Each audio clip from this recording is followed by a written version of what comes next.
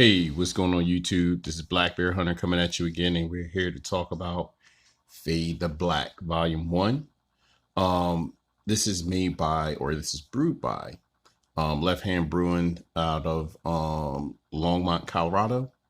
And yeah, it's a really nice, well, I'm not gonna say that yet, but it's a foreign export stout. So yeah, we're here to check it out, check this stout out. I've had it before. I've had different years of it. And it's a pretty, to me, it's a good change up stout, like, or just a beer in general. But at the end of the day, it's a 4-time medal winner at the Great American Beer Festival in the foreign stout category. Like I said, one gold award in 2016, another gold medal in 2015, 2013, and 2010. So, I mean, they must have something going on for it to win 4 medals, especially at the Great American Beer Festival. But at the end of the day, things that you should expect coming from this beer: licorice, dark color, espresso beans, molasses, black cardamom. But yeah, I mean, what could you say? I mean, that's great characteristics for a foreign stout. If you don't have that, you might as well just, I don't know, make an IPA. No, I'm joking. But at the end of the day, yeah, it's a little different though from most other foreign stouts. Mainly one, because of the ABV, but also in the delivery. It kind of feels like a black IPA. If you've ever had any, because of the viscosity, it kind of reminds me of a black IPA. But I mean, let's crack this and find out, right? We're talking about it. It's time to be about it. But yeah, 8.5%, 9%, 8.5 or 9% ABV, 30 IBUs, which is kind of different, like lower on the IBU count. But at the end of the day, pale two-row malts, roasted barley, black malt, chocolate malt. So it has like a layer, like it's layers of malts. I think it's using Apollo and US Goldlands for the hops. But at the end of the day, like I said, this is that just adds to the complexity. And yeah, you just give it a chance to warm up, and it tastes very good when it warms up.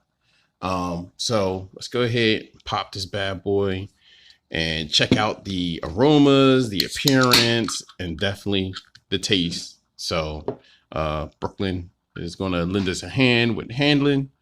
And so let's see what kind of pour we can get. See if we can get a nice aggressive hit. Ooh. Ooh. Ooh, it's going down. Nice. So at the end of the day, looks good. Hit pretty active. You have like kind of like a like large bubbles there, right? So it might fade back. Fade back. So yeah, poured really thick and dark.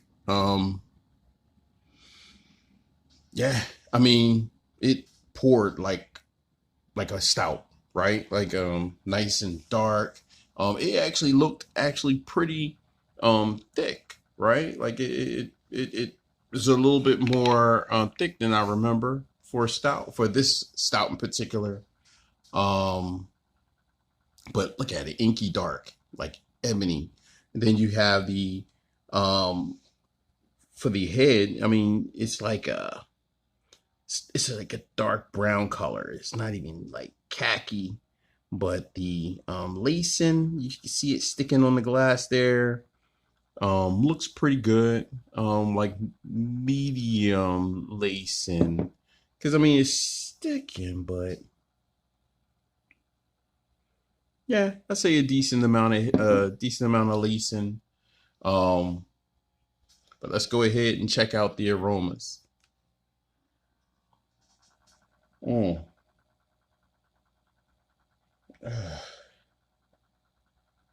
Roasted barley, malts, kind of cookie dough type deal, brown sugar. Let me smell it again. Definitely some licorice and definitely espresso. You smell like a type of coffee, or definitely you're getting some decent notes in there. Really great aromas.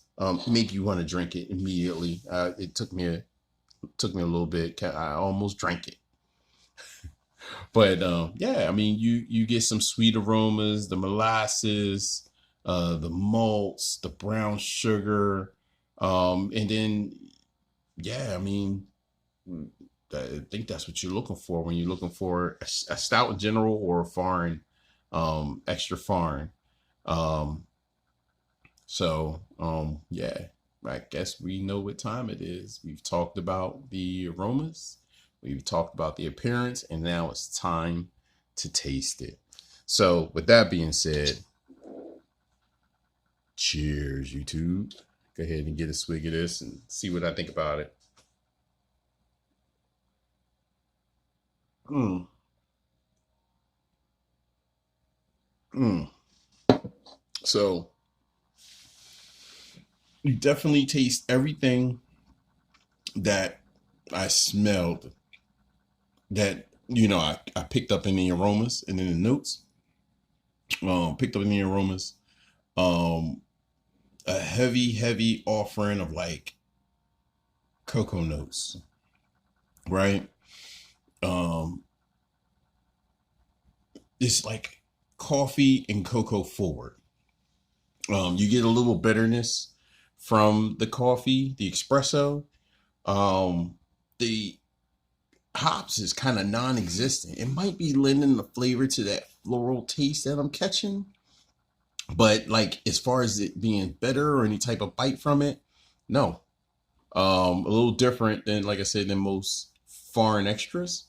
But at the end of the day, yeah, it's actually very smooth, real nice delivery. The dark chocolate is really good.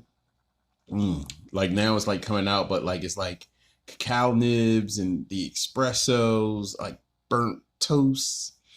Uh, Kind of bittersweet, like I said, from the chocolate and maybe from the coffee.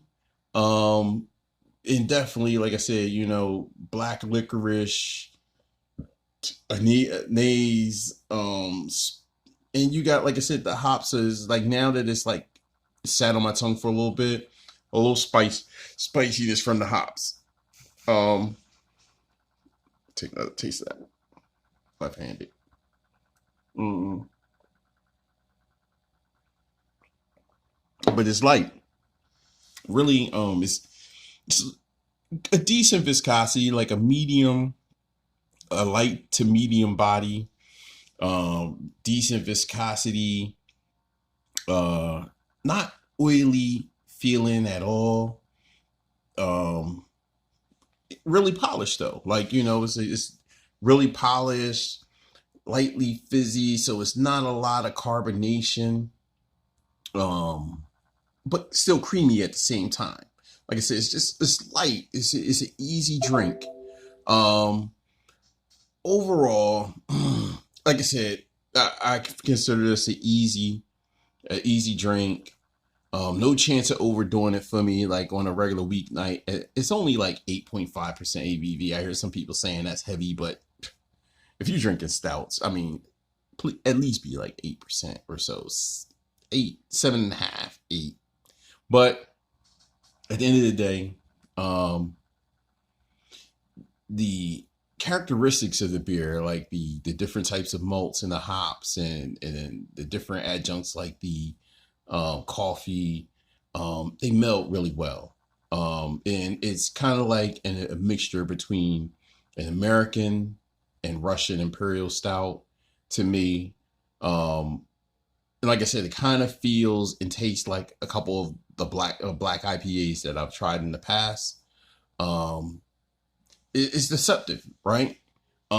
Deceptive and difficult to classify compared to other um, foreign extra stouts. Like I said, it's a little stronger than most normal export stouts, but you can't really feel it. Like, when you take that first drink of it, it's more about the flavor than how heavy it is. It's definitely not heavy. Um, but nevertheless, it exhibits attributes for that category extremely well. A tasty beer, solid. I'd go ahead and say it's a solid daily stout. Easy change of pace. I don't know, maybe I might make a burger and crash the other three that I have. So at the end of the day, cheers, YouTube. Thanks for listening. Hit me up. Tell me what you think about this beer. Let's conversate. Let's talk about it and talk to you later.